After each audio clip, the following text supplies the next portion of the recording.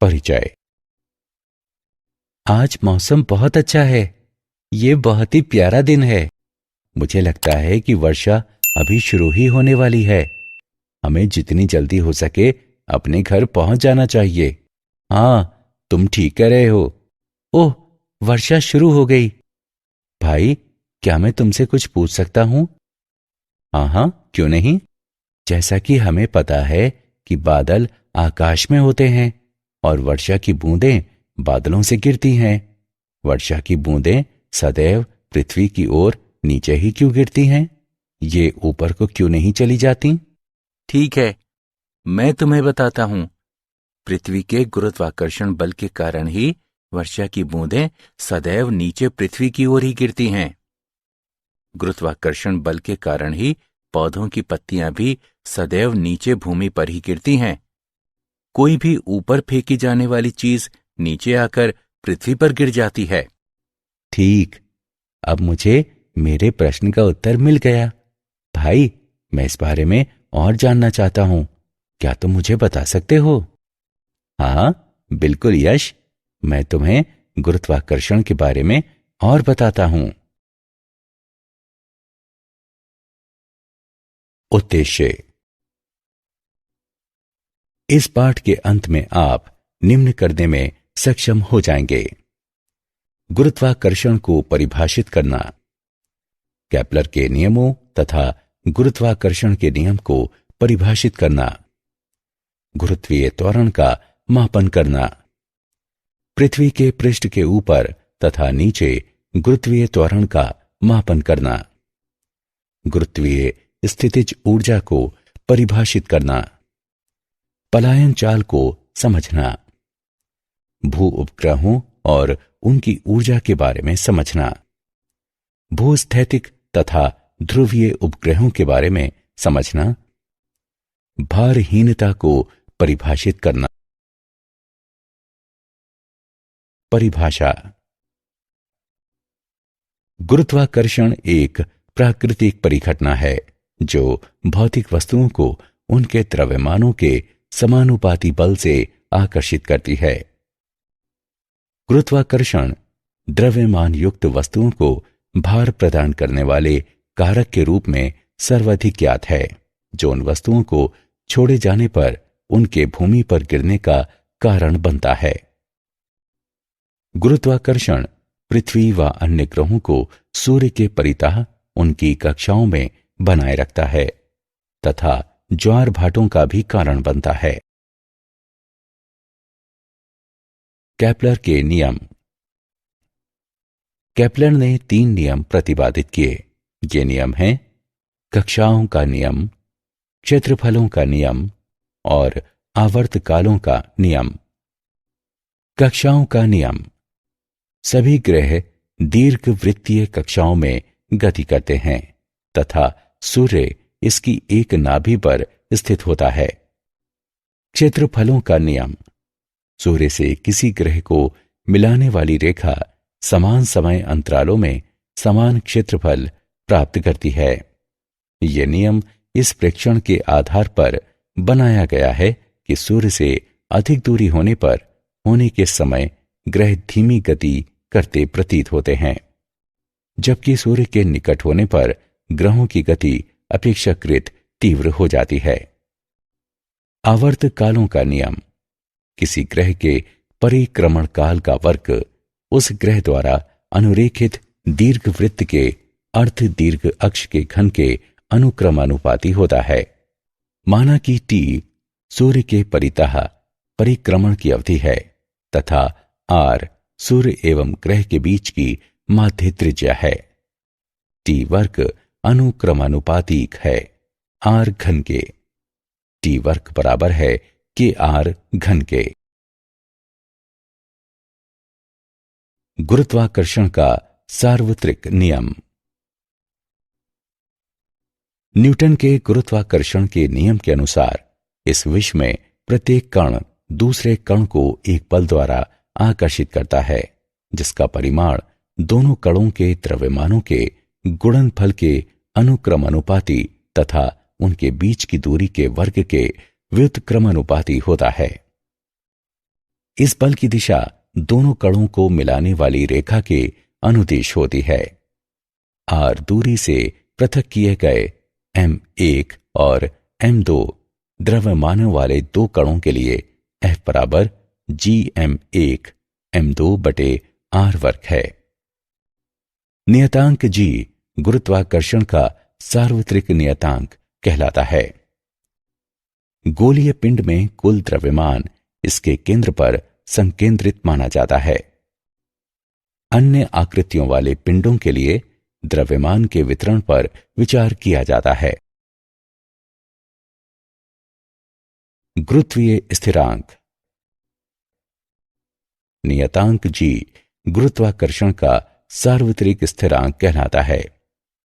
गुरुत्वीय स्थिरांक का सार्वत्रिक मान निम्न द्वारा व्यक्त होता है। g बराबर 6.67 गुणे 10 की घात घटा 11 न्यूटन मीटर वर्ग प्रति किलोग्राम वर्ग है। g का आयामी सूत्र ये होता है।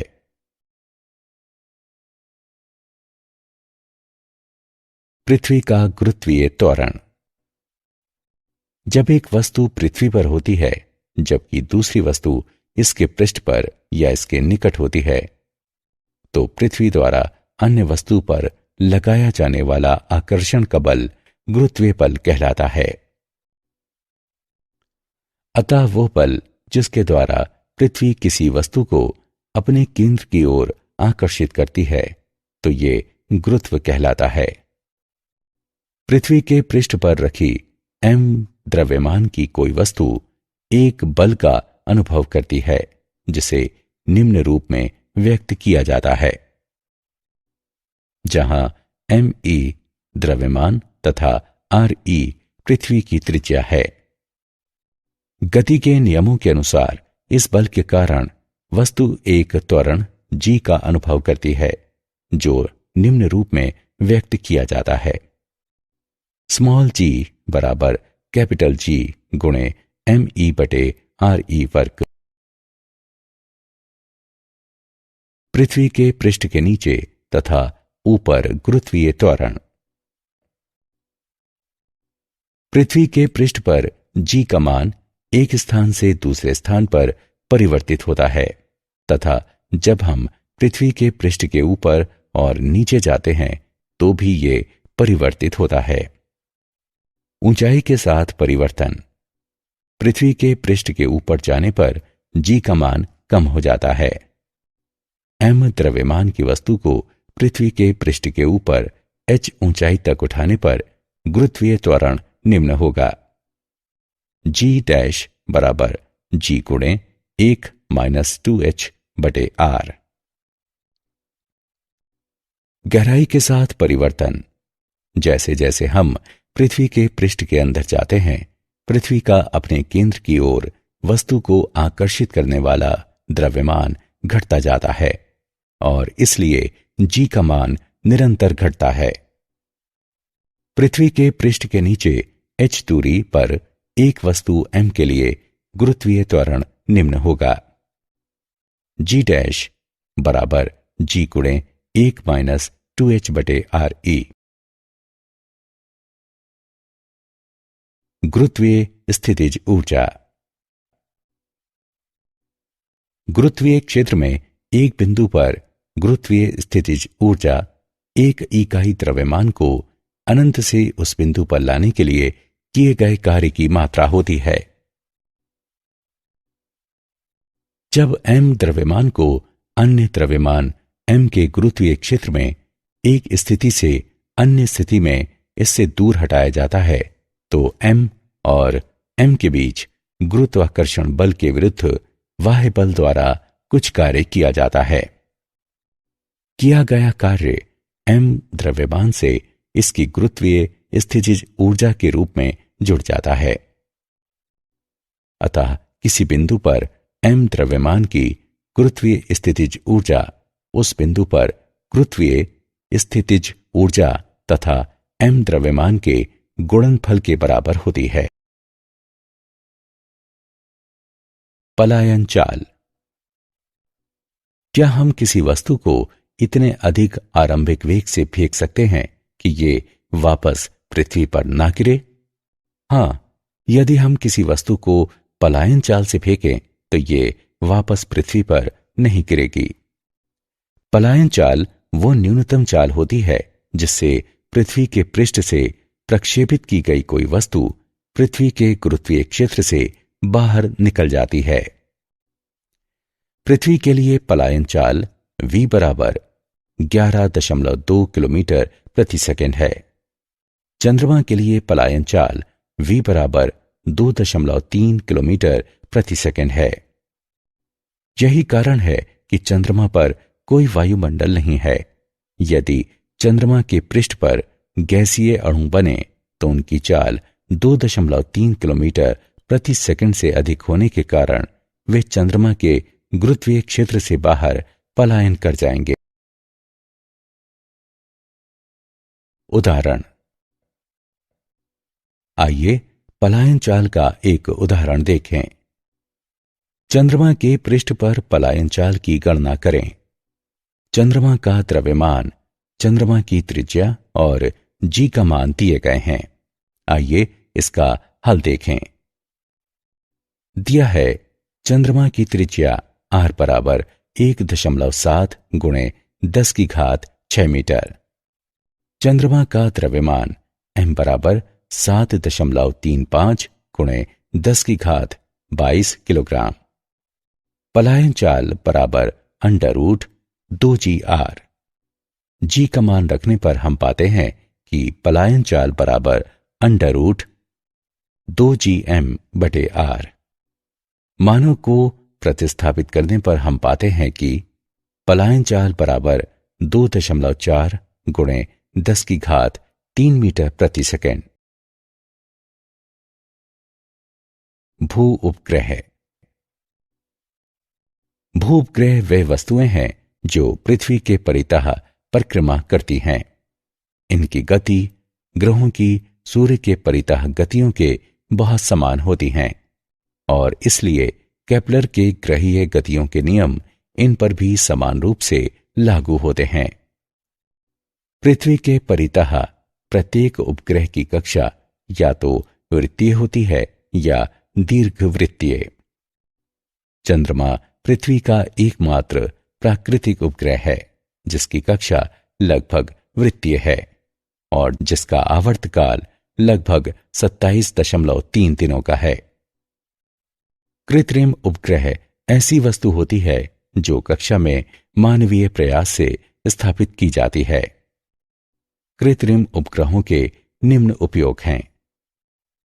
ऊपरी वायुमंडल का अध्ययन करना, मौसम का पूर्वानुमान करना, अंतरिक्षीय विकिरण और सौर विकिरणों का अध्ययन करना, पृथ्वी की आकृति का अध्ययन करना तथा पृथ्वी की ऊपरी परत में खनिज पदार्थों और जल की उपस्थिति की खोज करना, उल्का पिंडों का अध्ययन करना और रेडियो, टेलीविजन तथा टेलीफोन के सिग्नलों को प्राप्त और संप्रेषित करना।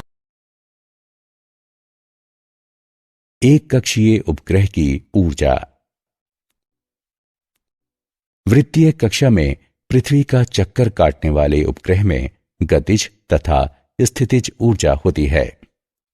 चूंकि यह पृथ्वी के गुरुत्वीय क्षेत्र में होता है इसलिए इसकी स्थितिज ऊर्जा U बराबर -GMEM/RE होती है, जहां M उपग्रह का द्रव्यमान है। उपग्रह की गतिज ऊर्जा K बराबर 1/2 mv0 वर्ग होती है, जहां v0 कक्षा में इसकी चाल है। वृत्तीय गति के लिए आवश्यक अभिकेंद्रीय बल गुरुत्वाकर्षण द्वारा प्रदान किया जाता है। उपग्रह की गतिज ऊर्जा K उपग्रह की कुल ऊर्जा बराबर गतिज ऊर्जा प्लस स्थितिज ऊर्जा। गणना करने पर हम पाते हैं कि कुल ऊर्जा बराबर -1/2 GMEM/RE। चूंकि उपग्रह की कुल ऊर्जा ऋणात्मक होती है, इसलिए ये पृथ्वी के परितः घूमता रहता है। उपग्रह के पृथ्वी के गुरुत्वाकर्षण से पलायन कर जाने के लिए इसकी कुल ऊर्जा 1/2 GME/m/RE होनी चाहिए, जिससे इसकी कुल ऊर्जा 0 हो जाती है। ये ऊर्जा उपग्रह की बंधन ऊर्जा कहलाती है। तुल्यकाली, भूस्थैतिक तथा ध्रुवीय उपग्रह। तुल्यकाली या भूस्थैतिक उपग्रह विषुवत के लगभग 22,223 मील ऊपर 24 घंटे में अपनी कक्षा में एक चक्कर पूरा करते हुए अपनी अवस्थिति बनाए रखते हैं। एक ही क्षेत्र का विस्तृत पट्टी दृश्य मौसम वैज्ञानिकों को मौसम के प्रतिमानों की निगरानी करने, विश्लेषण करने और भविष्यवाणी करने में सहायता प्रदान करता है। हालांकि पृथ्वी के वायुमंडल को पूरी तरह से समझने के लिए संपूर्ण ग्रह की निगरानी की जानी आवश्यक होती है। ध्रुवीय उपग्रह ऐसे उपग्रह होते हैं जो उत्तरी और दक्षिणी ध्रुवों से गुजरती उत्तर दक्षिण कक्षा में पृथ्वी के परितः चक्कर लगाते हैं। ध्रुवीय उपग्रह विषुवत को एक दिन में कई बार पार करते हैं। ध्रुवीय उपग्रहों के एक युग्म का उपयोग करने से यह सुनिश्चित हो जाता है कि पृथ्वी के किसी भी भाग का मापन 6 घंटे से अधिक पुराना नहीं है। अवलोकित किया जाने वाला क्षेत्र संकीर्ण रहता है, लेकिन ये अत्यंत लाभकारी होता है। भारहीनता। हम जिस तल पर खड़े होते हैं उस पर अपने पैरों के द्वारा लगाया जाने वाला प्रतिक्रियात्मक बल के कारण भार का अनुभव करते हैं। यदि जिस तल पर हम खड़े हों वह तल समान त्वरण से गतिमान हो जाए तो हमारे द्वारा अनुभव किया जाने वाला भार भिन्न होगा। किसी लिफ्ट में नीचे आते समय हम सभी ऐसा ही अनुभव करते हैं। हालांकि यदि किसी नीचे आती लिफ्ट की रस्सियां टूट जाएं तो ये गुरुत्वीय बल के प्रभाव में स्वतंत्रतापूर्वक नीचे गिरेगी और लिफ्ट के प्लेटफॉर्म पर खड़े होने के दौरान हम किसी प्रतिक्रियात्मक बल का अनुभव नहीं करेंगे। अतः हम अनुभव करेंगे कि हमारा भार 0 हो गया है, या दूसरे शब्दों में हम भारहीनता का अनुभव करेंगे। किसी उपग्रह के अंदर बैठे व्यक्ति के लिए भी ऐसे ही स्थिति होती है। कृत्रिम उपग्रह स्वतंत्रतापूर्वक गिरती वस्तुओं के समान होते हैं। क्या आप जानते हैं केपलर जोहान्नेस को ग्रहीय गति के 3 नियमों की खोज के लिए जाना जाता है, जो टाइको ब्रेहे और उनके सहयोगियों द्वारा बहुत परिश्रम पूर्वक किए गए प्रेक्षणों पर आधारित हैं। ये नियम सौर मंडल की व्यवस्था का वर्णन करते हैं। गुरुत्वीय बल अंतःक्षेपी माध्यम की प्रकृति से स्वतंत्र होता है। ये अन्य वस्तुओं की उपस्थिति या अनुपस्थिति से भी स्वतंत्र होता है। 2 वस्तुओं के बीच गुरुत्वाकर्षण बल 0 हो सकता है यदि दोनों वस्तुओं के बीच पृथक्कन अनंत कर दिया जाए। पलायन वेग वस्तु के द्रव्यमान तथा पृथ्वी या किसी अन्य ग्रह से उसके प्रक्षेपण की दिशा से स्वतंत्र होता है। सारांश।